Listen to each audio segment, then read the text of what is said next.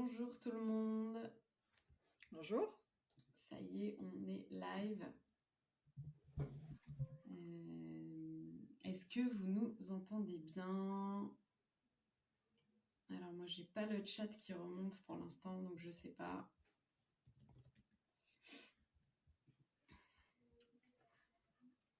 On va laisser tout le monde arriver en tout cas, avant de se présenter. Merci de nous rejoindre. On sait que le lundi matin, on se relance dans la semaine, c'est la course, on a des réunions de synchro dans tous les sens. On sait que c'est pas évident, donc merci à vous de vous joindre à nous.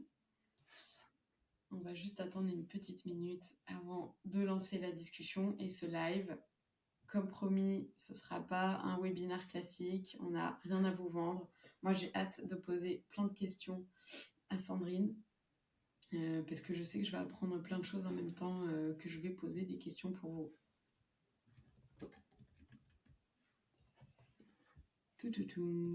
Donc normalement, vous êtes la plupart en live sur LinkedIn. Et nous, on est sur Riverside, comme ça on peut monitorer tout ce qui se passe.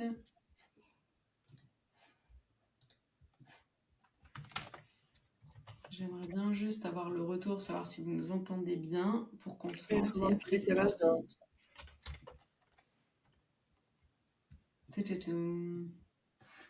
Parce que la dernière fois, on était tellement nombreux qu'on a dû trouver une autre solution. Il y avait des gens qui étaient bloqués à la porte de Riverside parce qu'on était très nombreux. Donc là, normalement, on a dû trouver une autre solution. Ok.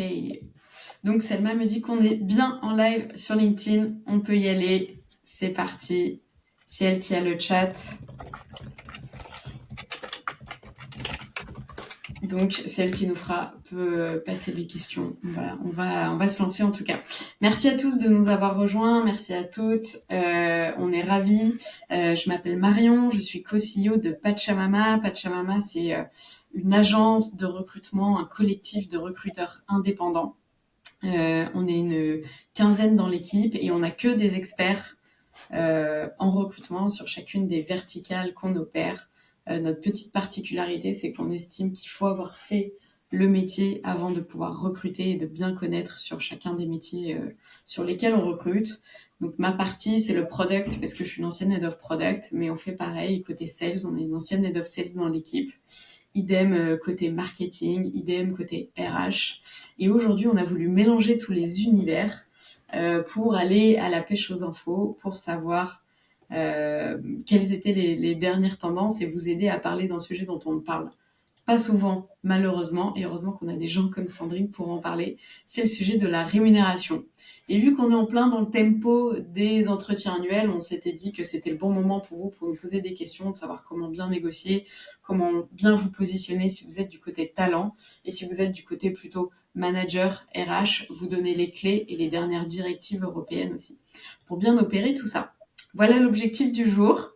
Et avec nous aujourd'hui, du coup, on a Sandrine qui a bien voulu accepter notre invitation. Je crois que si vous étiez au festival RH, vous avez pu croiser Sandrine, notamment cette année. Elle va vous raconter tout ce qu'elle a fait. Elle est autrice, conférencière et experte vraiment des sujets de rémunération. Elle a également écrit un livre dont elle pourra vous parler à la fin. Si vous avez des questions, n'hésitez pas. Merci beaucoup Sandrine d'avoir accepté l'invitation pour ce live non conventionnel, de répondre on sait que ça peut être un peu vertigineux de répondre à des questions en live, mais on sait qu'on a plein de sujets sur lesquels beaucoup de monde nous pose des questions. Donc on est ravis de t'avoir avec nous. Merci à toi et à vous de m'avoir invité pour ce live. C'est un lundi, j'allais dire un samedi matin, lapsus. Lundis sont durs pour tout le monde. Merci beaucoup. Moi, j'adore prendre la parole sur mon sujet de prédilection qui est la rémunération. La rémunération, c'est un domaine que j'explore depuis une quinzaine d'années. J'ai commencé ma carrière en entreprise où j'étais compenden, pour celles et ceux à qui ça dit quelque chose, dans un grand groupe bancaire. J'étais directrice rémunération d'une filiale et j'ai eu très envie de pratiquer mon métier différemment et surtout d'explorer une part du sujet que je n'arrivais pas à tacler quand j'étais en entreprise, c'est que le fait que la rémunération, c'est pas qu'une question d'argent. Et quand je dis ça, je sous-entends deux choses. La première, c'est que quand on est salarié, ou même enfin, quand on est RH, hein, on a tendance à penser rémunération égale salaire fixe, et surtout la petite ligne à la fin tout en bas du bulletin de paye, alors que la rémunération, c'est tout ce qui coûte quelque chose à l'entreprise et qui rapporte quelque chose aux salariés. Et ça, quand on est RH, ben, c'est important de le valoriser dans son ensemble. Et quand on est salarié, c'est important d'en avoir conscience à la fois pour bien valoriser son package quand on essaye de se revendre à l'extérieur. Parce que moi, ce que j'ai vu souvent autour de moi ou même dans ma vie pro, c'est des personnes qui, au moment de l'entretien annuel ou au moment de l'entretien d'embauche, s'arc-boutent sur le salaire fixe et oublient tout le reste. Et je vous donnais une micro-anecdote. Un copain, justement, négociait son salaire et s'arc-boutait sur son salaire fixe. D'accord, il voulait 2000 de plus parce que c'était son chiffre, c'était l'objectif qui s'était fixé. Ouais. Il a négocié très fort ses 2000 annuels hein, sur son salaire fixe. Il les a eus. Et au bout de quelques mois, il s'est rendu compte que ces 2000 euros-là, ils étaient complètement bouffés par il n'y avait pas de cantine, donc s'il était au resto tous les jours, il n'avait pas anticipé le coût supplémentaire, la mutuelle coûtait beaucoup plus cher, les subventions pour le sport étaient beaucoup moindres. Bref, il n'a pas regardé le package dans son ensemble, il a regardé que son salaire fixe, et au final, il n'a pas pensé à négocier ce qu'il devait négocier. Ouais. Et l'autre chose que je sous-entends, quand je dis que la rémunération, c'est pas qu'une question d'argent, c'est que la rémunération, c'est un sujet qui est très technique. Quand on est RH, on voit bien tous les sujets qu'on doit tacler, mais c'est aussi un sujet qui est très émotionnel. Moi, je dis souvent aux entreprises que j'accompagne, quelqu'un qui vient demander une augmentation veut des sous, mais pas que. Il y a une demande cachée derrière hein, qu'il faut pouvoir essayer d'entrevoir. Ouais. Si on veut pouvoir avoir une discussion la plus constructive possible sur la rémunération. Et comme tu le disais, en début d'année, j'ai sorti un livre qui s'appelle La rémunération n'est pas qu'une question d'argent. Allez, t'étais prête. Absolument. Excellent. C'est un métier. Parce que quand on a un beau slogan, il faut le mettre à toutes les sauces. Et donc, dans ce livre-là, j'adresse les difficultés qu'on a à parler de rémunération en entreprise et comment est-ce qu'on peut construire une politique de rémunération qui a du sens. C'est bientôt Noël. Pensez à vos RH préférés. Excellent. Il y a Valérie qui nous dit qu'elle avait vu la vidéo sur la transparence des salaires que tu as fait justement et qu'elle avait adoré. Qui est sortie ce matin, justement, c'est la vidéo qui est sortie ce matin sur... j'ai une mini-série de vidéos que j'ai appelée Allô Michel, où à chaque fois une personne complice endosse le costume de Michel, Michel qui est vraiment mon némésis, et donc ces personnes posent une question qui est un peu caricaturale, mais le pire, c'est que c'est vrai, c'est que c'est des choses dont on parle régulièrement. Et ce matin, le sujet, c'était, en tant que recruteuse, comment je vais faire à l'avenir, parce que la directive européenne sur la transparence des salaires va m'interdire de demander le salaire, le dernier salaire de la personne qu'on est en train de recruter, va m'obliger à mettre une fourchette salariale, et du coup, comment on fait dans ces cas-là? Et donc, c'est des vidéos... justement, parfait, trop bien. Et on pourra donner le lien si tu veux. On partagera le replay et celles et ceux qui n'auront pas pu nous joindre. Je sais qu'il y en a beaucoup qui sont inscrits alors qu'ils ne pouvaient pas venir. Et du coup, on a pas mal de personnes qui se connectent. On donnera le replay et du coup le lien vers ces petites vidéos. Allô Michel. Mais c'est très bien comme ça, on rentre directement dans le vif du sujet. C'est un bon sujet par lequel démarrer. Justement, ces sujets de rémunération, est-ce que tu peux nous partager peut-être les constats, justement, tu commençais à entrer dedans, les constats qui font que toi, tu as été amené à te spécialiser sur tous ces sujets? Qu'est-ce qui ne va pas au sein des entreprises? Pourquoi, notamment, un des sujets qui me tient à cœur, pourquoi on n'arrive pas à réduire les écarts des salaires entre hommes et femmes, notamment? Voilà. Les premiers constats de dysfonctionnement que tu vois en entreprise sur ces sujets-là de rémunération. Le premier constat, c'est que la plupart des entreprises n'ont pas de politique de rémunération. C'est pour ça qu'il faut acheter mon livre pour définir une politique de rémunération. Blague à part, c'est quoi une politique? Parfois, je rencontre des entreprises qui sont toutes petites et qui me disent « Ouh là là, nous, on est trop petits, on n'a pas besoin de politique. » Une politique, c'est ni plus ni moins qu'un ensemble de règles qu'on va appliquer à tout le monde dans l'entreprise. En fait, on n'est jamais trop petit pour se poser la question de c'est quoi les règles qu'on veut appliquer à tout le monde dans l'entreprise. Et ces règles-là, elles se basent tout d'abord sur ce qu'est l'entreprise. En fait, c'est quoi l'objectif de l'entreprise? Son objectif business, j'entends. Quelle stratégie elle met en place pour atteindre son objectif? Ça dit beaucoup sur ce qu'est l'entreprise. Oui. Ce qu'est l'entreprise, c'est aussi sa culture, qui on est collectivement ou qui on veut être collectivement.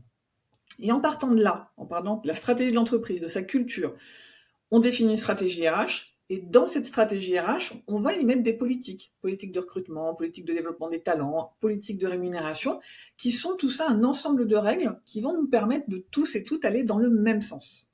Et la plupart des boîtes que je croise n'ont pas de politique de rémunération aussi pensée.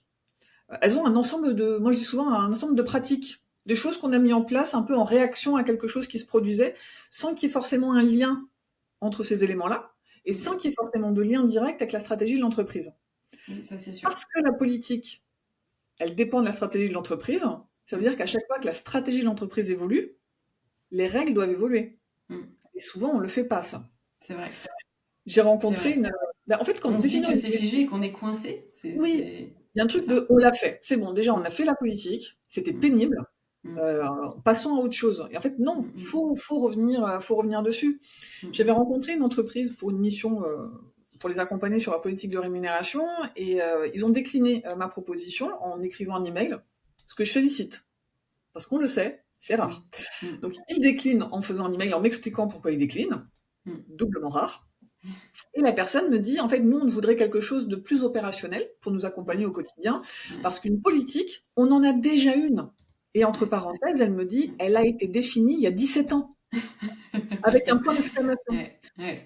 Ok, effectivement, manifestement, on n'est pas fait pour travailler ensemble, on ne partage pas la même vision, mais tu vois, c'est un peu caricatural, mais peut-être de dire qu'une politique, c'est censé être vivant pour s'accompagner, pour accompagner la vie de l'entreprise.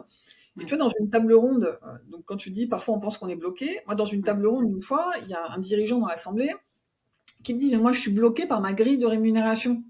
Non. Oui, c'est pas censé être un point de blocage pour les entreprises. Jamais. La grille est un outil d'aide à la décision.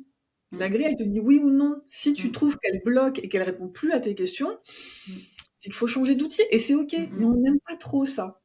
Et tu vois, et parfois, après je vais changer de sujet parce que sinon je suis en solo guitare jusqu'à ce soir. On va récupérer tous ceux qui s'étaient inscrits et qui sont bloqués en réunion. Ouais. C'est bon, parfois, ça monte. Ça continue de monter le nombre d'inscrits. Tu peux y aller. Au moment du pré-déjeuner. Et tu vois, je me suis interrompue moi-même et du coup, je ne savais plus où je voulais en venir. Sur la grille et le fait qu'elle n'est pas figée, qu'il ne faut pas qu'elle fige et qu'elle évolue, notamment avec la stratégie de l'entreprise. Oui, voilà. Il ne faut pas que ce soit un point de blocage, en tout cas. Pas que ce soit un point de blocage, et c'est là où, c'est pour ça aussi, voilà, qu'une politique, ça doit, j'ai perdu mon truc, je le retrouverai plus tard, mais qu'une politique, ça doit évoluer beaucoup.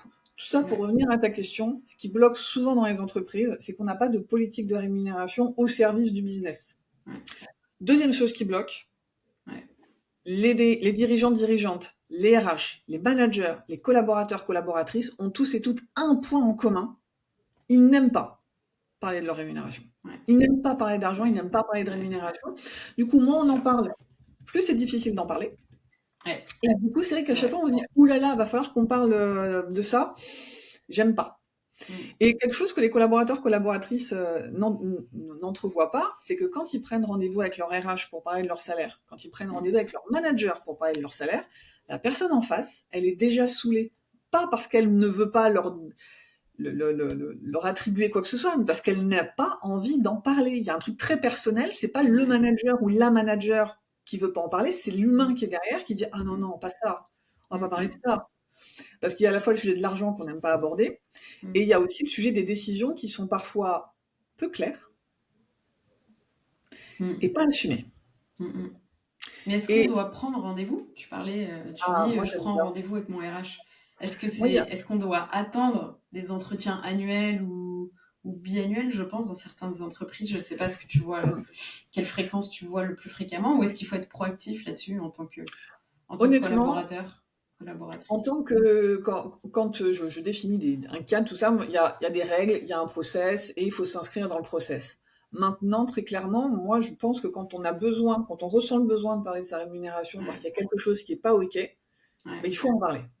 Mais il faut en parler vraiment, de mon point de vue, ça se prépare. Ça se prépare et ça doit se préparer des deux côtés. Imaginons que tu es un manager. C'est pas je passe une tête dans ton bureau parce que je vois que t'es pas en rendez-vous en disant dis donc Marion, est-ce qu'on peut se parler de ma rémunération maintenant ? C'est pas un truc qu'on fait entre deux portes. Je dois me préparer et je dois te laisser le temps de te préparer. Tout ça pour qu'on ait toutes les deux un dialogue le plus constructif possible. Quand je dis ça, parfois des salariés me disent oui, mais non, parce que du coup, elle va trop se préparer, elle va se préparer à me Ouais, dire non. Ah non, mais si tu prends ton manager ou ta manager c'est clair. comme ça par surprise, Mm, elle va dire non, parce qu'elle n'a pas mm, envie d'en parler. Et il y mm, a l'effet de surprise, et donc clairement, il va y avoir un blocage. mm, Alors que si je dis, écoute, Marion, je voudrais te parler de ma rémunération, et que toi, tu me dis, bah écoute, ma réunion a été annulée, viens, on en parle. Non, non, non. mm, Je voudrais qu'on se parle, tiens, quand est-ce que tu es dispo en fin de semaine? mm, Pour mm, que toi aussi, tu aies le temps de te préparer. Et se mm. préparer, pour moi, déjà, ça passe par être très conscient de sa situation. Ok. Combien je gagne aujourd'hui? Mon salaire, mes primes, mes avantages. Et ça, c'est hyper important déjà pour avoir une idée très concrète de son package et Oui. remettre toujours le sujet au bon endroit. Par exemple, une fois, je discutais avec une personne qui n'a évidemment pas fait ce travail-là. Je dis évidemment parce qu'on ne nous apprend pas Oui, à on en parler de parlait juste rémunération et donc avant. à se préparer. Et c'est aussi pour ça qu'on a eu envie d'en parler aujourd'hui. On ne nous apprend pas. Et là, Ouais. on va Et essayer de donc, vous proposer ouais, un maximum de concret. Vas-y, raconte-nous je ton n'en parle anecdote. excuse-moi. Cette Vas-y, vas-y. personne, donc elle va voir son manager, elle dit voilà, je voudrais une augmentation parce que l'année dernière, j'ai piloté tel projet hyper important. Et du coup, depuis mon poste, eh ben, il a quand même pas mal évolué. Je veux être augmenté. Et Ouais. son manager lui a coupé l'herbe sous le pied en lui disant mais attends, tu sais que pour ça, on t'a donné une prime. T'as Mm, touché une prime. Et en fait, elle avait un peu oublié qu'elle avait touché une prime. Ça arrive à tout mm. le monde, hein. Et du coup, elle était un Ok. peu déstabilisée, elle a pas su quoi dire. Et en fait, c'est une demi-heure après qu'elle a dit putain, mais la prime, je me souviens, la prime, on Mm. en avait parlé, c'était pour ça. Et c'est pas de ça dont je suis venue parler. Je suis venue parler de mon poste qui a évolué. Et c'est difficile d'y retourner après. Alors que Ouais, quand elle vient c'est sûr. préparer C'est ton sûr. manager, oui, alors oui, effectivement, j'ai reçu une prime, j'étais très contente. Mais moi, de mémoire, la prime, elle était là pour rémunérer ce truc-là. Moi, Ouais, aujourd'hui, je viens de parler de mon day-to-day. Le fait que mon poste au quotidien a évolué. Et c'est ça que rémunère mon salaire fixe, mon poste au ouais, quotidien. La prime, elle est venue sanctionner une c'est clair. surperformance et un événement exceptionnel. Merci l'entreprise. Mais c'est Ouais, pas ça dont je viens de parler. Mais ça, tu peux le ouais, faire quand tu es préparé, quand ouais. tu as bien fait le point et que tu sais à quoi sert quoi. Par exemple, une fois, on me Comment on disait, se prépare, oui, ouais.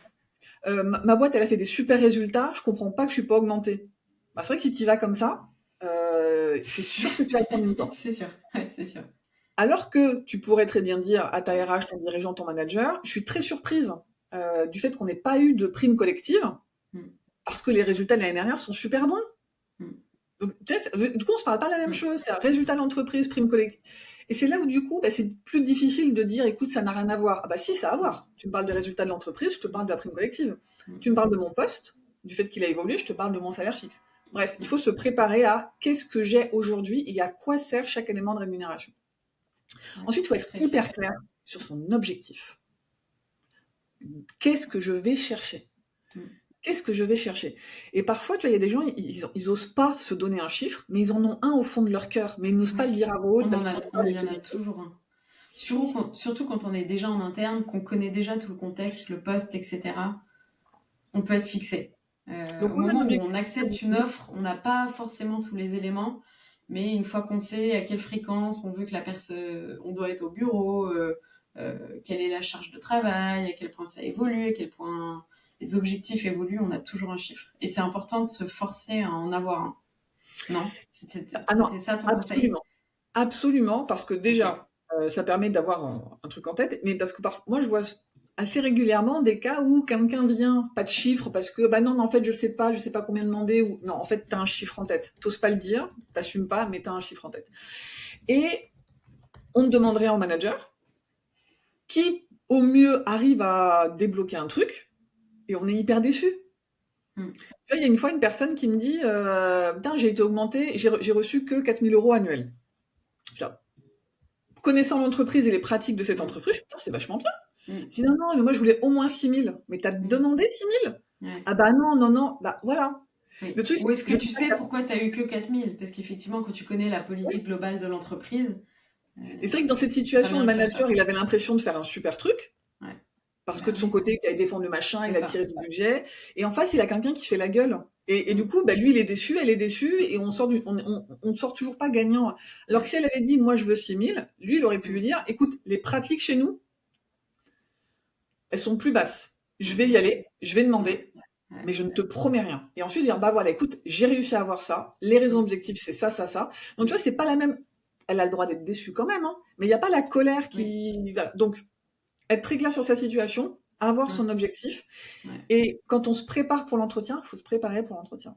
Faut trouver un buddy, un copain, une copine, pour tester des arguments. Parce que des fois, quand on se prépare tout seul, on a des trucs dans notre tête en se disant je suis un génie. Et le fait juste de les dire à voix haute, on est à ça marche pas. Ou alors il y a des choses que quand on se joue la scène dans notre tête, on est Beyoncé qui va négocier un truc, mais quand on le fait en vrai, on se rend compte que tel argument ou tel sujet, ça nous retourne un peu émotionnellement, parce que la rémunération est un sujet émotionnel, et du coup ça faut l'anticiper, se dire oulala, s'il m'amène sur ce terrain-là ou si elle m'amène sur ce terrain-là, j'ai un risque de dégoupiller. Donc faut que j'en sois consciente et que je l'anticipe. Comme ça, si jamais le manager ou la manager nous emmène sur ce terrain, on a attention, je suis en train de m'énerver, mais c'est normal parce que je sais que ce truc-là, j'avais prévu ça. Donc, et ensuite, on nous apprend tellement pas à nous préparer, c'est incroyable. Non, on y va, la fleur au fusil, et ça se passe pas bien. Et à la fin de l'entretien, les gens, la plupart du temps, sont déçus d'eux-mêmes, donc ils sont en colère contre eux-mêmes parce qu'ils se sentent comme des merdes. Ils sont en colère contre leur manager, en colère contre leur entreprise. Donc, tu as beaucoup de colère. Et au final, on n'en tire rien. Alors que si on se prépare, on est dans les meilleures dispositions pour défendre ses intérêts et obtenir quelque chose. Complètement. Il y a une situation que je vois beaucoup actuellement qui a un peu un corollaire de l'exemple que tu as donné. Surtout en ce moment, je la vois beaucoup. J'ai beaucoup de mes talents à qui on donne plus de responsabilités en disant l'augmentation ou la rémunération endossée, on verra plus tard, mais t'en fais pas, ça suivra. Mais sans donner de chiffres, sans donner de date exacte. Et du coup, la plupart de mes talents, ils acceptent parce que forcément, ça donne plus de visibilité en interne, plus de responsabilité, et donc ils y vont. Mais quel conseil tu donnerais à ces personnes-là? D'oser poser les questions. Ok, c'est quand? Alors, c'est pas aujourd'hui. Déjà, pourquoi pas aujourd'hui? Et en plus, quand je dis ça, souvent, ils disent je peux pas demander ça. En fait, vraiment, il faut s'entraîner avec quelqu'un et voir que, en fait, on peut poser des questions. D'accord, merci pour l'opportunité, ça m'intéresse beaucoup. Maintenant, juste par curiosité, pourquoi est-ce que l'augmentation ne peut pas avoir lieu maintenant? Ok. Quand est-ce qu'elle peut avoir lieu? Est-ce qu'il faut que j'attende 6 mois, 9 mois, 1 an? Est-ce que c'est le cas pour tout le monde dans l'entreprise? J'aime bien celle-là. Et de combien on se parle? C'est quoi l'ordre de grandeur? Et si en face, on n'est pas en capacité de répondre, c'est un peu un red flag quand même. Mais au moins, on a... je trouve qu'en termes de posture, en plus, ça montre quelque chose que, même si au fond de soi... qu'on accepte, mais en sachant que ce ne sera pas à n'importe quelle condition et qu'on aura des attentes derrière. Oui, et qu'on est aussi, en termes de posture, en capacité d'avoir des discussions pas faciles, de poser ses limites, de demander un cadre. Tout à fait.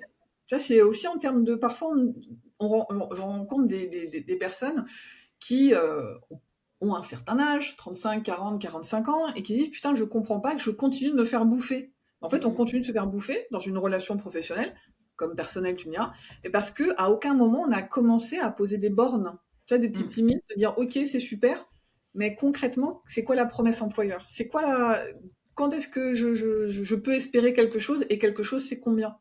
C'est 5%, 10%, 15%, c'est quoi les pratiques de l'entreprise? Et tu vois, parfois on dit, non, la RH ou le manager va dire, je ne sais pas, ça arrive, hein. Et ok, mais en fait, c'est quoi les pratiques de l'entreprise? Je sais pas. D'accord, ok, tu sais quoi, je reviens vers toi plus tard. Et derrière, on peut faire un petit mail, merci beaucoup. Et tout le monde grandit de ça. Effectivement. Si tu parviens à poser un cadre, comme tu dis, ça permet de voir de montrer sa maturité, je trouve, dans la posture. Ça, c'est un point hyper important que je retiens de ce que tu as dit. Ça permet de montrer ça, de montrer comment on est préparé. Et effectivement, ça permet à tout le monde d'en sortir grandi et pas d'être dans un mode de confrontation en étant dans une attente un peu négative. Parce que si on pose des questions ouvertes ou, comme tu dis, par curiosité, est-ce que c'est le cas pour tout le monde? Ça permet déjà d'être des deux côtés, de montrer qu'on est dans une posture de co-construction ou de chercher à comprendre. Et j'ai envie de dire aussi, et attention à pas prendre le versant négatif, mais vraiment d'esprit critique. Mais pas dans le sens, je vais faire des critiques tout le temps, je vais faire du mauvais esprit, mais vraiment d'esprit critique, de tiens, j'ai une information, je la challenge un petit peu. Et ce qui est sain. En face, on fait... oui, c'est ça.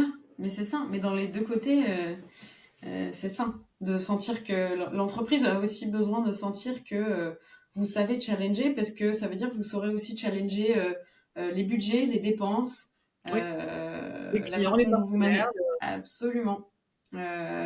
C'est représentatif. Si tu veux bien, on a une première question comme ça. On peut.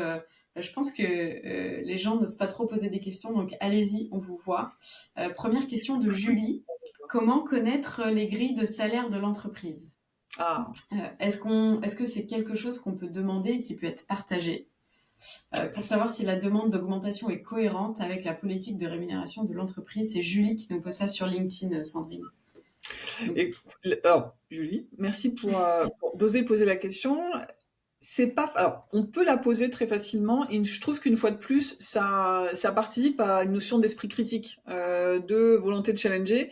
Et moi, je le vois chez mes clients, plus les salariés posent la même question, plus plusieurs salariés posent la même question, plus l'entreprise commence à se dire, ça Là, on a commence un à sujet. Ouais, il faut ok. qu'on tacle ce truc-là. La majorité des entreprises que je croise n'ont pas de grille. Il y en a qui ont des grilles, il y en a qui n'ont pas de grille. Et quand elles ont une grille, la plupart du temps, elles veulent pas que ça soit connu. Mais il y a un truc qui arrive. Alors, il y a quelque chose qui existe déjà, qui s'appelle la directive européenne sur la transparence des salaires, qui va changer la donne. Donc cette directive européenne, elle date de 2023, et donc comme dans toutes les directives européennes, on va devoir la transposer en droit français, comme dans tous les autres pays de l'Europe. Et une des dispositions de cette directive dit que va renforcer le droit à l'information des salariés. C'est-à-dire qu'une fois que le texte aura transposé, et on y arrive, chaque salarié aura le droit de demander la moyenne des salaires à poste équivalent. Donc, Excellent. Julie, je ne vois pas ton poste, le poste que tu occupes sur ils LinkedIn. sont sur LinkedIn, ouais. Imaginons que tu es comptable, tu vas pouvoir aller demander à ta RH la moyenne des salaires pour les comptables qui ont le même niveau de poste que toi. Ok. Et elle aura 2 mois pour te répondre, pour te donner une moyenne, et donc tu vas voir où tu te situes dans cette moyenne. Et tu auras le droit de demander, ok, je vois que je suis en dessous de la moyenne, pourquoi? Et on fera dans l'obligation, c'est même plus de la courtoisie, c'est l'obligation de t'expliquer pourquoi est-ce que tu es à ce niveau-là de la fourchette de l'entreprise. Et au-delà du chiffre, l'entreprise va être dans l'obligation de t'expliquer comment les salaires sont définis. Pourquoi en tant que comptable, moi j'ai 38 alors que mon collègue à côté il a 40? C'est quoi cette différence? Et comment est-ce que mon salaire il va évoluer dans le temps? Et donc ça va changer pas mal de choses. C'est un texte qui est assez complet, qui traite pas mal de choses. Et comme le texte est un peu touffu, on va dire, j'ai écrit un livre qui s'appelle Transparence des salaires, guide de survie à l'usage de celles et ceux qui dirigent, pour les DRH et les dirigeantes qui se disent mais comment, qu'est-ce qu'il y a dans ce texte, à quoi je dois me préparer. Donc Julie, aujourd'hui, tu peux le tenter, d'aller demander la grille de salaire. Déjà, tu vois comment ça réagit, et s'il y en a une, et comment on te répond. Ou s'il n'y en a pas, peut-être qu'on peut te donner un niveau de réponse aussi qui soit suffisant. Parce que au-delà moi je vois de coup cette directive européenne qui est là et le texte qui est en préparation fait qu'il y a de plus en plus d'entreprises qui commencent à réfléchir à comment est-ce qu'elles vont adresser ce type de problématique. Donc il y a des entreprises que j'accompagne qui n'ont pas de grille mais qui ont déjà commencent à mettre en place un système de réponse, à tester des choses, de dire ok, demain, quand ce sera tous les employés de la boîte qui vont poser la question, parce que dans les médias on en aura parlé, comment est-ce qu'on répond. Donc ils commencent à tester des choses, comment est-ce qu'on adresse ce type de demande. Donc aujourd'hui c'est pas gagné, mais ça va changer. Et donc l'histoire est en marche. Ok, et ce sera pour quand du coup? Il y a une date maximum pour qu'on l'applique en France? Ouais, la transposition. Ces nouvelles directives, ouais. Et la directive, la directive existe depuis mai 2023, donc on a jusqu'à juin 2026 pour la transposer en droit français. Et il y a un texte on a eu des petits remous ces derniers mois dans le gouvernement, mais la précédente ministre du Travail avait beaucoup avancé dans la transposition du texte. Donc il y a un début il y a un début. Le texte est quasi terminé, hein. Il y a des éléments qu'il faut encore travailler, mais ça existe et ça arrive. Ok, très clair. N'hésitez pas à poser d'autres questions. Je pense que, comme tu disais, c'est un sujet un peu tabou, donc les gens mettent des likes, mais ils n'osent pas trop poser de questions. Donc c'est pas grave, parce que nous, on voit plein de situations tous les jours avec Sandrine, donc on va se baser sur les situations de de nos clients, de nos talents pour échanger. Typiquement, tu disais, il faut arriver préparé, mais effectivement, il y a la connaissance au sein de l'entreprise et challenger l'entreprise, mais aussi peut-être connaître le marché. C'est des choses toutes simples, mais qu'on ne fait pas forcément. Et du coup, qu'est-ce que tu vois, toi, comme bonne pratique, tant du côté des talents que du côté des RH pour connaître le marché enfin, en tout cas, dans les milieux que je connais, plutôt tech, ça évolue énormément et Ça tous peut les aller 6 très mois, vite. on pourrait mettre à jour les benchmarks de salaire. Mm. Voilà, si tu as des bonnes pratiques à partager sur ce sujet, je pense que ça intéressera. C'est vrai que côté RH, ce qui existe, ce sont les benchmarks, donc les études de marché qu'on peut acheter pour Ouais, voir comment on se situe, comment on se situe, ouais, notamment et surveiller particulièrement les métiers qui sont un peu tendus, un peu sensibles, parce que comme tu dis, parfois dans la tech, en 6 mois, le marché il peut beaucoup mm, évoluer et on mm, peut perdre une tendance. mm, Côté salarié, c'est plus difficile d'avoir accès aux benchmarks. Il y a des ressources gratuites qui existent, qu'il faut prendre avec des pincettes. mm, Typiquement, Glassdoor, c'est intéressant, mais attention à pas prendre ça complètement pour l'argent comptant. mm, Les mm, études de Michael Page, par exemple, et Robert Half, tous les ans, ils font une étude de rémunération où ils donnent des fourchettes de salaire par poste. mm, C'est intéressant aussi, mm, à prendre avec des pincettes. mm. Maintenant, il y a quelque chose aussi qui existe déjà et que la directive européenne va venir renforcer, c'est le fait que de plus en plus d'entreprises mettent une fourchette de salaire dans les offres d'emploi. Mm, mm. Donc, quand on se pose la question de est-ce que mon salaire aujourd'hui est au bon niveau, il faut aller regarder sur les offres d'emploi. C'est-à-dire, si demain je veux quitter ma boîte, où est-ce que je postulerai et aller chercher Mm, les annonces où il y a des fourchettes de salaire.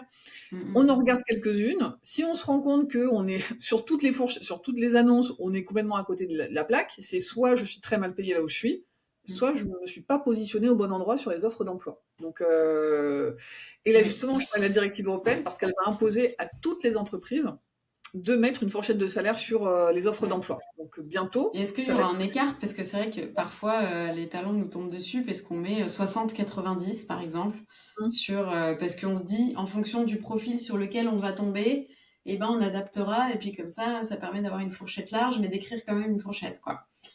Est-ce que ça va résoudre ce problème-là aussi ou pas? Oui, alors la directive n'est pas claire sur Ouais, l'étendue de la fourchette. ouais, Elle dit qu'il faut que la ouais. fourchette elle soit cohérente. En D'accord. vrai, je pense que c'est les prud'hommes qui vont dire qu'est-ce qui est cohérent ou pas. Ok. Moi, je déconseille vivement aux entreprises de mettre des fourchettes trop larges. Ouais, bah ouais. Parce que, tu vois, aujourd'hui, il y a une vraie différence sur les Ouais, offres d'emploi, ouais. en nombre de clics, en fonction de qui met une fourchette et qui n'en met pas. Mm, mm. Les offres qui ont des fourchettes, il y a beaucoup Bah plus de oui, clics que celles où il n'y a même pas de fourchette. c'est sûr. Maintenant, demain, tout le monde mettra une fourchette. Et Ouais, je pense qu'on verra la différence de clics entre les entreprises qui ont mis une fourchette cohérente, tu vois, ouais, entre 60 et 70, complètement. que celles qui ont décidé de faire entre 30 et 90, quoi. Mm, Et tu mm. vois, une fois, il y a un dirigeant qui m'a dit qu'il avait vu que Netflix, aux États-Unis, parce qu'aux États-Unis, il y a déjà des États qui obligent de mettre des fourchettes de salaire. Mm, mm. Pas Ok. tous les États, mais certains États, ils sont passés il y a un moment, et il me dit, j'ai vu que Netflix avait mis une offre d'emploi entre 80 000 et 200 000 dollars. Mm, Il dit, mm. moi, je vais faire pareil. Attention, Michel, tout le monde n'est pas Netflix. C'est-à-dire que, Netflix s'est fait retoquer par un juge. On est d'accord, tout le monde n'est pas Netflix. Netflix a une super marque employeur. Même Bah avec ouais, une offre d'emploi qui se fout ouvertement de la gueule des candidats, on a quand même envie d'y aller. ouais. Donc, attention, Ouais. tout le monde ne peut pas se permettre d'avoir des Mm, pratiques aussi décalées avec l'esprit du texte de ouais. base. Et ils sont fait retoquer de toute façon. Donc, pour ça, faut pas trop jouer au malin parce que on voit déjà que les entreprises, le sujet de la marque employeur, joue de plus en plus sur à la fois l'attractivité et la rétention des gens. Ouais, On n'est plus dans les années 80, faut évoluer, quoi. ouais, complètement. Et sinon, ce qu'on vous conseille, c'est de regarder sur votre expertise. C'est sûr qu'il y a des benchmarks en tant que salarié, vous pouvez trouver des benchmarks. Nous, on en fait basé sur ce qu'on voit sur le product. On pourra mettre le lien. On est en train de le mettre à jour justement sur tout ce qu'on a vu, puisqu'il y a eu beaucoup d'évolutions ces 6 derniers mois. Donc pour la partie product et tech, si vous voulez qu'on en fasse sur d'autres métiers, on pourra le faire. Mais chaque métier, vous avez un peu des experts qui vous partagent des benchmarks pareils à prendre avec des pincettes et à appliquer. Si vous êtes à Paris, en province, ça peut évoluer énormément. Selon le type d'entreprise, comme tu dis, selon l'attractivité de l'entreprise, ça peut évoluer énormément. Mais ça permet quand même de se situer et échanger avec vos pairs aussi qui font à peu près responsabilités que vous, parce qu'on sait aussi que on a beau comparer d'un job title à un autre, parfois il n'y a pas les mêmes responsabilités derrière un titre aussi. Donc je pense que c'est bien pour vous de faire du réseau et d'échanger avec vos pairs pour savoir comment vous vous situez par rapport à ce que vous apportez à l'entreprise, par rapport à sa taille, et pas juste prendre pour acquis les fourchettes qu'on va vous partager comme ça, quoi. Toujours challenger, en fait, hein, si on résume. Très bien. On a d'autres questions. Valérie qui nous dit, j'ai interviewé Virgile de Figures qui disait justement qu'avec les fourchettes de salaire sur les annonces, plus le développement de l'IA, il sera de plus en plus accessible de consulter des données salariales gratuitement. Bah oui, on est en plein dedans. Ouais. Je me permets, moi j'aime bien la question de Paul-Marie. Ouais. Sur comment est-ce qu'on négocie une augmentation quand la réponse qu'on nous apporte est la boîte n'a pas d'argent parce que la boîte elle fait des mauvais résultats, alors qu'en fait on sait qu'il y a des gens qui sont augmentés. Très bien. Le sujet, là il y a deux sujets en un. Déjà, c'est vrai que il faut que l'entreprise, elle reste financièrement viable pour continuer de payer des salaires. Donc moi, je rencontre des entreprises qui n'ont pas les moyens d'augmenter les salaires et c'est une réalité. On n'a pas les moyens pour augmenter notre masse salariale. Maintenant, là, dans le cas que Paul-Marie, elle cible, c'est je sais qu'il y a des augmentations. Donc, si je dois le dire de manière un peu brutale, c'est que soit on ment, soit on n'assume pas que on est OK pour donner des augmentations à des profils qu'on juge stratégiques et qu'on ne veut pas voir partir. Et en fait, c'est là le flou que la directive, elle va venir forcer les entreprises à mettre au jour, en tout cas. C'est que si Paul-Marie... Alors, attention, je fais un disclaimer. Je sais que ce que je vais dire, c'est hyper facile à dire de mon côté de l'écran. Mais je pense qu'il faut aussi oser dire, faire sa demande d'augmentation, accueillir la réponse de OK, non, mais on n'a pas de sous, et dire, et challenger, OK, super, j'entends, parce qu'effectivement, s'il n'y a pas d'argent, on ne peut pas augmenter. Maintenant, moi, je sais que cette année, il y a des gens qui ont été augmentés. Je le sais, on en a parlé, je sais qu'il y a des gens qui ont été augmentés. Donc, en fait, je vais reposer ma question, pourquoi est-ce que moi, cette année, vous ne voulez pas m'augmenter? Et ensuite, c'est un choix personnel. C'est soit on accepte la situation, soit on se dit, OK, je vais refaire mon CV et je vais essayer d'aller trouver autre chose ailleurs. Mais il faut, surtout quand on a l'info, assumer de manière posée. Il ne s'agit pas de sauter à la gorge de son employeur, mais dire, OK, j'entends la réponse. Effectivement, c'est logique, il n'y a pas de sous, pas d'augmentation. Jusqu'ici, tout va bien. Mais je sais que c'est pas le cas. Donc moi, ce que je veux savoir aujourd'hui, c'est pourquoi moi, on ne m'augmente pas. Et la dernière question, mais d'accord, donc si je veux être augmenté, qu'est-ce que je dois faire?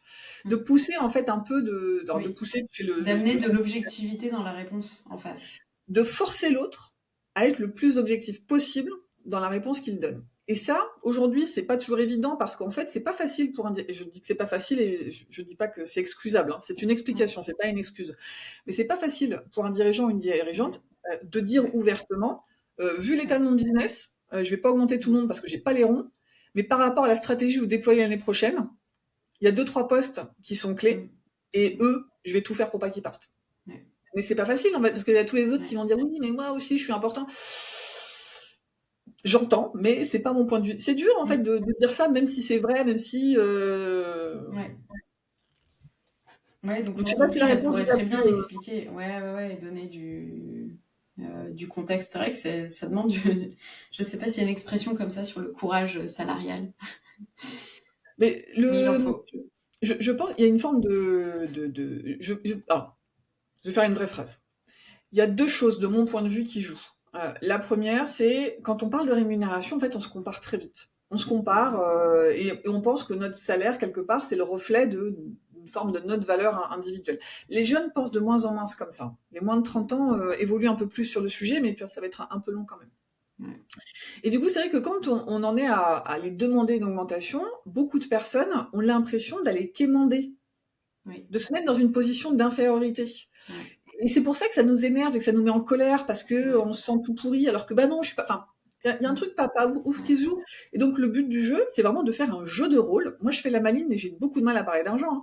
Mais toujours un jeu de rôle. C'est pour ça que la préparation est importante, de se dire, je vais faire comme si c'est Beyoncé qui va négocier. Mais voilà. il faut se mettre dans un mindset différent de nous et jouer un rôle. Je vais faire comme si c'était OK. Et tu vois, j'avais une cliente qui, dans une discussion, elle parlait de sa situation perso, elle avait du mal à négocier, et elle me parlait de son collègue, qui était aussi membre du CODIR, elle prenait beaucoup son exemple, mais oui, mais lui, il demande, et lui, là. Et je disais, la prochaine fois, demandez-vous qu'est-ce que lui, il ferait. dans cette situation, qu'est-ce que ce collègue que vous regardez comme étant hyper assertif, hyper culotté, ben, il ferait quoi? Ouais. Et donc, voilà, de jouer un Et rôle, ça c'est aide de à dire, mettre de la distance aussi ouais, et de se dire, tiens, qu'est-ce qu'il se passe? Finalement, j'ai rien à perdre, entre guillemets. Aussi, de formuler une demande qui soit bien formulée, ça me permet de me préparer, ça me permet de reconnecter avec mon réseau pour savoir comment je me situe, ça me permet de poser des arguments, ça me permet d'échanger avec mon père qui va m'aider à m'entraîner. Quand je dis père, c'est un oui, pairing, j'ai fait un Fringlish. Euh, dans tous les cas, on aura évolué, même si on a une réponse négative. Et au pire du pire, on aura eu une explication et on aura montré à l'entreprise aussi que... ouais. Je voudrais rebondir sur ce que tu as dit, on n'a rien à perdre. Et Ouais. ça, on l'oublie un petit peu. Tu vois, quand il y a des gens que je croise qui me parlent de leur négociation au moment du recrutement, Mm. genre par exemple de quelqu'un, une femme qui me dit, moi je veux 60, je veux 60, je veux 60, je veux 60. Mais je vais demander 55. Mm.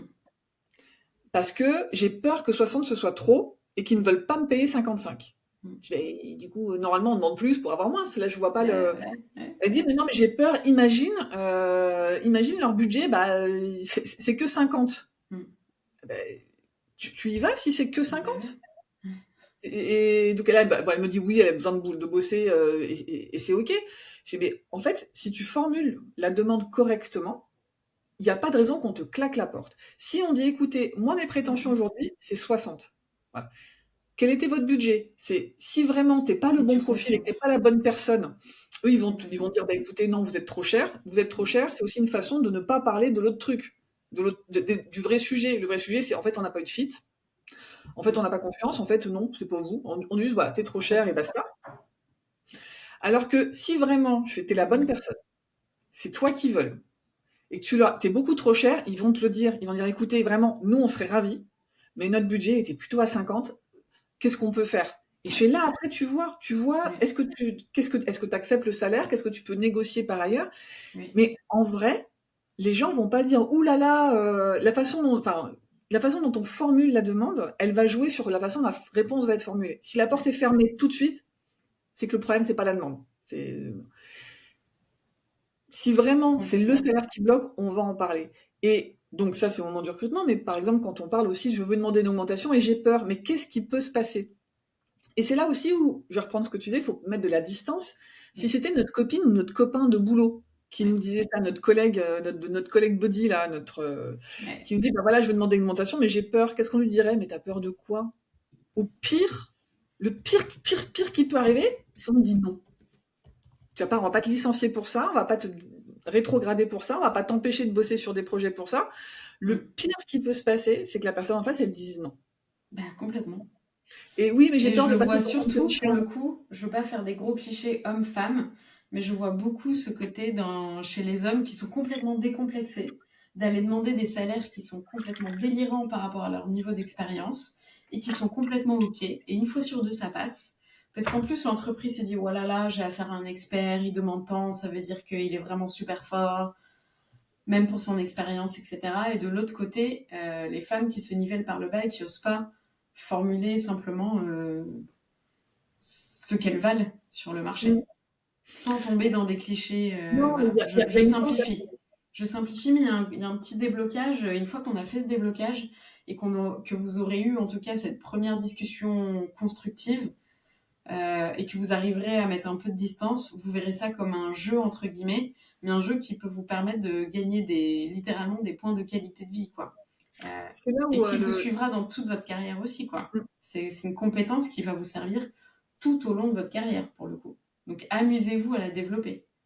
et c'est là où s'entraîner avec quelqu'un qui nous ressemble pas beaucoup, alors avec qui on a confiance, parce qu'il faut quand même se sentir une forme de Ouais, sécurité émotionnelle pour. complètement. Mais tu vois là, tu parles de ça, alors sur un sujet qui est quand même lié à la rémunération, une forme de Mm, reconnaissance. J'étais dans une mm, situation où moi je me suis pas sentie. Après coup, j'étais contrariée, je me suis pas sentie respectée et j'en parle à un homme, un mec qui était dans la même situation que moi sur le. ouais, Et je lui dis bah tu vois en fait j'ai pas osé tout bien cadrer, mettre mes limites. J'ai eu peur qu'on pense que je suis chiante. ouais, Tu vois, mais ça, c'est très féminin, en fait. Je veux pas, on ouais, dit, elle est c'est chiante. clair. Et c'est vrai, lui Complètement. m'a dit, mais écoute, Complètement. moi, pas. Mais en fait, et lui, il était complètement, il dit, mais moi, j'ai osé parce que je ne veux pas qu'on Ouais, pense, je veux qu'on se dise, lui, il lâche pas. Il Ouais. est chiant, T'as mais raison, en c'est bien fait, de il lâche s'entraîner rien. avec quelqu'un qui est différent de nous. Et vraiment, je l'ai regardé comme ça avec des grands Progresser. yeux, genre, mais putain, il a Ouais, raison. Et genre, ouais, maintenant, c'est j'assume un clair. peu plus. Ouais, je vais passer pour la meuf chiante. Ouais. Mais on va dire, elle est chiante et elle ne lâche rien. Et Et c'est oui, ok. et Et tu du vas coup, atteindre tes objectifs. ouais. Donc, tu vois, et là, Ouais, pas plus tard que la semaine dernière, sur un autre sujet, mais dans une négo où j'étais pas contente, j'en parle à un copain qui ouais, était sur. Je dis, ben voilà, moi j'ai négocié ça, je pense que je me suis fait avoir. C'est des conditions, hein. Les conditions là, ça. Et du coup, il me rappelle après en me disant, écoute, c'est cool qu'on en ait parlé parce que moi je me suis préparée et ça, ce truc, non. mm, Je disais, mais c'est si simple que ça. Et moi, j'ai rappelé derrière en mode, écoutez, en fait, je reviens sur ce point. En fait, ce point n'est pas d'accord avec moi. Ils m'ont dit, ok, et voilà. on le fait sauter. Et ben D'où, tu voilà. vois, le truc d'avoir des gens de confiance différents de nous, Ouais, avec des genres différents et des ouais, socialisations différentes et avec aussi de façons de s'exprimer différentes pour voir comment eux, ils auraient réagi dans cette ouais, situation complètement. et de se rendre compte que, bah, tu vois, moi, je l'ai pas fait parce que j'avais peur d'être chiante. L'autre, il l'a fait. Et tu vois, le soleil continue de se lever, la terre tourne et je continue de bosser. Complètement. J'entre. Mais c'est Et évident. oui, complètement.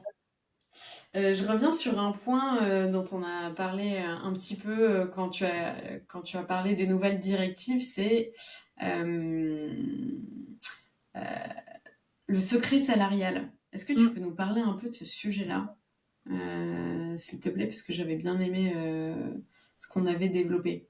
Est-ce que la directive va changer? C'est-à-dire qu'il y a un peu ce truc de est-ce que j'en parle avec mes collègues ou pas? Et si j'ai des infos sur un tel, notamment, on a pas mal de questions comme ça sur les différentiels entre significatifs de niveau d'expérience entre des personnes qui sont sur des postes équivalents, par Mm. exemple. Donc si on a des infos, si on a de la data qu'on a eue à la machine à café, est-ce qu'on peut en faire quelque chose aujourd'hui? Tu as effleuré un peu le sujet tout à l'heure. Et peut-être, j'élargirai un peu, que faire aujourd'hui en tant que salarié si on se sent discriminé? Alors déjà, le premier truc à faire sur sans discriminer, en vrai, c'est de vraiment en parler avec de la matière et de dire, je sais. Je ne vous Mm, demande même pas si ça existe ou pas. Ma mm, question, c'est mm. pourquoi. Et toujours de le ramener de manière le plus rationnelle possible, comme si on était en train de traiter un dossier qui est très éloigné de nous. Donc, toujours la prise de distance. Ouais. Ce que la directive européenne, elle change là-dessus, c'est qu'elle interdit le secret salarial.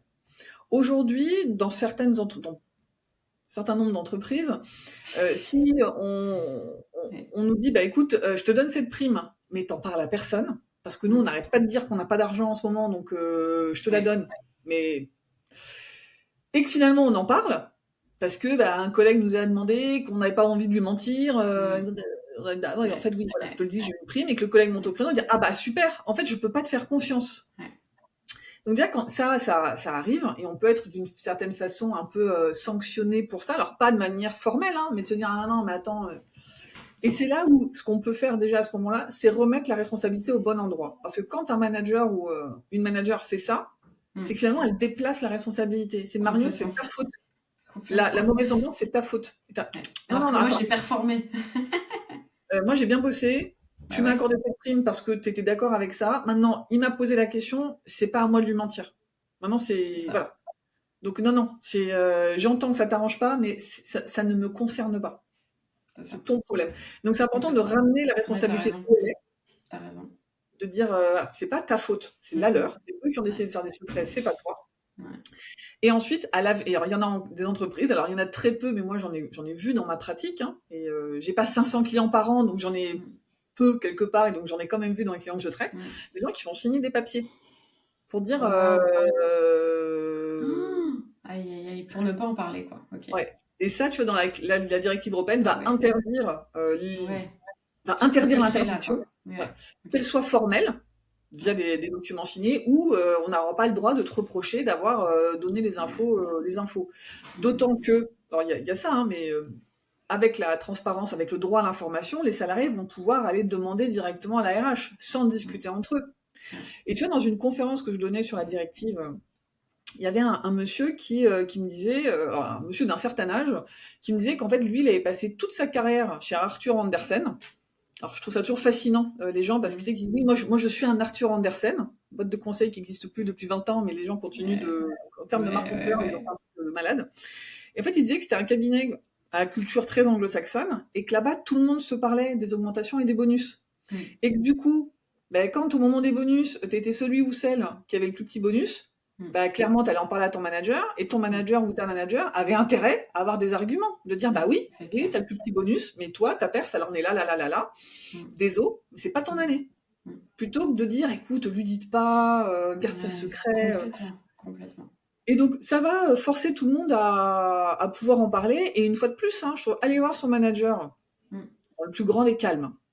Intérieurement, ça peut Mm. être, mais tu vois, pour dire voilà, Ouais, je sais que les autres ont une plus grosse prime. ouais, Je suis ouais, surprise. Est-ce que tu peux m'expliquer pourquoi? ouais.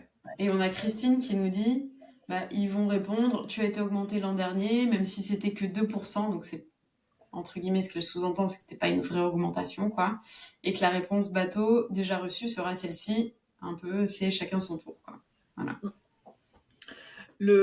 Faut, quelque part, ça, c'est un peu ce qu'on se disait au début aussi, il faut le challenger. J'étais augmenté de 2%. Bah ouais, l'année dernière, j'étais augmenté de 2%. Et Mm. peut-être d'aller un peu. C'est Creuser, quoi? Est-ce quoi. que c'est vraiment ça les pratiques dans l'entreprise? Est-ce que vous êtes en train de me dire que dans cette entreprise-là, quand on augmente quelqu'un, c'est de Mm. 2%?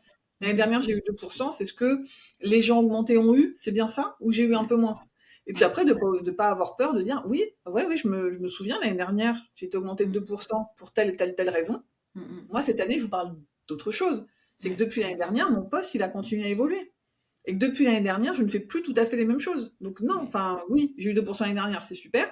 Cette année, et si on me dit non, d'accord, mais ça veut dire que qu'est-ce que je dois faire pour être augmenté l'année prochaine? Je ne dis pas, il n'existe malheureusement pas de formule magique pour demander une augmentation, sinon je ferai des C'est ça. webinaires payants pour vendre ma formule magique et d'être riche dans 10 ans et ne Mm. plus avoir à travailler moi-même. Mais en fait, il n'y a C'est pas de ça. formule magique. Mais moi, Ouais. donc, même avec tout ce que je vous dis, c'est sûr que vous allez vous prendre des portes.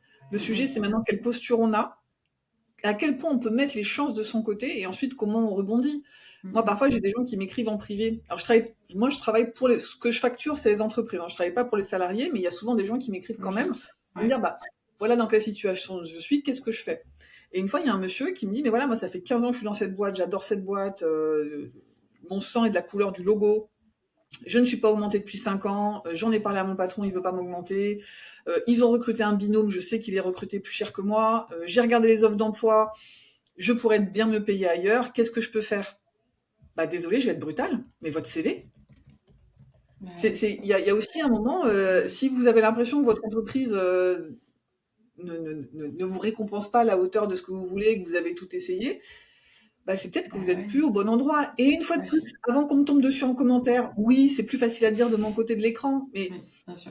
il y a aussi quelque chose on en revient à la question qui était Il posée faut un peu plus haut, de dire, assumer mais son qu'est-ce que je fais? niveau et assumer son niveau sur le marché complètement. Et se mettre Et un assumer certain tes standard. ambitions. Ouais, complètement. Et même si ça prend un Ouais. peu plus de temps et peut-être un peu plus d'efforts, mais ça paye quand on se met un cadre et qu'on se dit bah non, je refuse tout ce qui est en dessous de ça, ça, ça, ça, ça. Mm. Ça élague aussi, et au moins vous mettez vos efforts au bon endroit. Et c'est quelque chose que je vois dans beaucoup de talents leaders plutôt. Soit en CDI ou en freelance. C'est non, en fait, ça, en dessous de tel salaire ou en dessous de telle condition, c'est pas pour moi. Et tant pis. Et Et parfois, c'est quand même, frustrant. Ouais, ouais, on va pour finir sur un bientôt. truc, N'hésitez pas si vous avez une dernière question, mm. parce qu'on va bientôt clôturer. Tu vois, sur le point précédent qui est, bon, bah d'accord, on va encore me dire chacun son tour. Ouais, En fait, si l'entreprise n'a pas d'argent, ouais, qu'est-ce qu'elle peut proposer d'autre? Et ça, c'est aussi OK de dire, écoute, j'entends, il n'y a pas de sous, d'accord, ça me contrarie. C'est OK aussi ouais, de dire, écoute, moi, ça me va pas, parce que vraiment, ouais, j'avais envie d'être augmenté.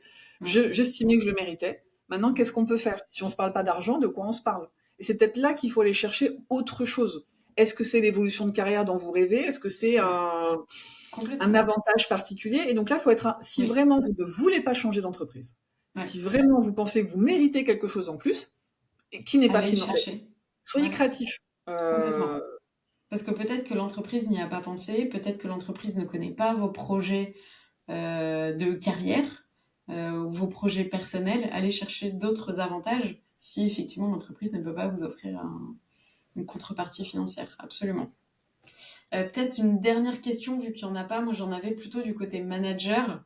Mm. Euh, tu disais aussi que, ben, en fait, le problème d'aujourd'hui, c'est qu'on leur donne pas les clés Mm. pour bien faire leur boulot. Et bien aimé cette discussion parce que il y a un côté où il faut que tout le monde se sente en sécurité pour qu'on arrive à parler de rémunération. Ouais. Et on donne pas les clés aux managers aujourd'hui pour le faire. Voilà. Et peut-être si on a des managers du coup ou des RH dans l'audience, ça pourra être pertinent et on va clôturer là-dessus. Ça, c'est toujours on pointe. En ce moment, on parle d'une forme de désengagement managérial, où la fonction est en crise, que les gens ne veulent plus être managers, que quand ils le sont, ils sont au bout du rouleau. Et on parle aussi souvent de manque de courage managérial. Les managers sont pas très courageux, et t'as un peu ce truc qui est pas faux, hein. C'est vrai que des fois, les managers, ah non, c'est pas moi, c'est la RH. Ah, moi, j'ai demandé, hein. Moi, quand j'étais en poste, c'était rare, comme j'étais à la direction, que des sujets individuels remontent à moi. Mais des fois, j'entendais des cas où la personne disait, mais ça fait des années que mon manager demande, j'avais entendu parler. Mais le manager disait, ah non, mais attends, j'ai demandé, mais franchement, c'est pas moi, c'est la RH. Beaucoup plus facile que de dire, écoute, mec, j'ai un tout petit budget, c'est pas que j'ai priorisé. Mais, une fois qu'on s'est dit ça existe le manque de courage managérial. Mais si on veut que les managers soient plus courageux et courageuses, en fait, il faut leur donner beaucoup plus de billes. Il faut déjà que les règles elles soient très claires. Ça, c'est pas évident de base. Une fois que les règles elles sont très claires, il faut les communiquer aux managers, il faut les former. Il faut les former régulièrement. Ce que je constate dans presque toutes les entreprises, c'est que au mieux, au moment où tu es nommé manager, donc si tu étais déjà manager et que tu prends un poste de manager dans cette boîte, c'est mort, mais au moment où tu es nommé manager, au mieux, tu as une petite formation. Voilà, tu as 2 jours, on va te faire le disque, voilà, pour que tu comprennes les histoires de couleurs et qu'on parle pas à tout le monde de la même façon. Ça te prend une demi-journée, tu vas apprendre un peu, voilà, on va te donner des clés de management, on va te parler de rémunération, de comment est-ce qu'on parle de rémunération, tu vas faire un jeu de rôle et tu repars avec ton équipe. Et ça n'arrivera plus jamais dans ta vie. Alors qu'en vrai, vu que les managers se sentent fragiles dans le sens sur des fondations qui sont mouvantes, parce que le monde est mouvant et que les entreprises changent tout le temps, peut-être qu'il faut leur apporter un peu les clés régulièrement, peut-être tous les ans, peut-être pas partir 2 jours tous les ans, mais se dire, ok, en fait, on va reposer les bases. Et ce que je dis souvent à propos de rémunération, c'est qu'on est tous et toutes de mauvaise foi. Les salariés sont de mauvaise foi parce que ils méritent des augmentations de fou et folles furieuses. Ils sont pas au courant des règles, on leur a jamais communiqué quoi que ce soit. Et côté RH, c'est pouloulou, mais attendez, nous on passe notre temps à répondre à des questions, on a fait une réunion d'information et tout est sur Internet. On est tous et toutes de mauvaise foi, et donc pour contrer ça, faut l'admettre. Ok, peut-être que j'exagère un peu. Et 2, régulièrement, moi je dis à mes clients, il faut régulièrement parler de rémunération pour régulièrement parler des règles. Les règles, chez nous, c'est ça. Et il faut régulièrement dire au manager, voilà, on va aller sur les entretiens annuels, plutôt que d'envoyer un document PDF de beaucoup de pages qui vont tous et toutes lire en diagonale. On vous voit. C'est-à-dire, ok, en fait, voilà le PDF, lisez-le et on se voit la semaine prochaine dans une réunion d'infos, dans un truc, et on va se parler de ça. On va remettre les règles à plat. Enfin, on va pour les remuscler remettre à jour complètement. Et réengager le dialogue du coup. Et de l'autre côté, moi je dis de donner les informations aux salariés pour que quand ils et elles viennent, ils aient aussi les choses en tête et qu'on puisse se dire. Et que ce soit pas de la méfiance par défaut, mais plutôt de la transparence pour éviter tout ça. Génial, merci beaucoup Sandrine. Bon, merci écoute, on a même dépassé un peu, mais on va rester en dessous de l'heure. Merci à vous de nous avoir suivis. On espère qu'on vous aura donné des clés sur ces sujets encore tabous. C'était vraiment ça qu'on avait à cœur. Donc merci Sandrine. Je pense que le défi est relevé haut la main. On va vous partager le replay en entier et quelques ressources à l'issue du live. Si vous avez des questions précises, n'hésitez pas, on essaiera d'y répondre dans les ressources qu'on vous partagera. N'hésitez pas à nous faire des feedbacks comme d'habitude sur ce live. Voilà. Merci à toutes et tous, bon appétit. Et merci Sandrine. Merci, à bientôt.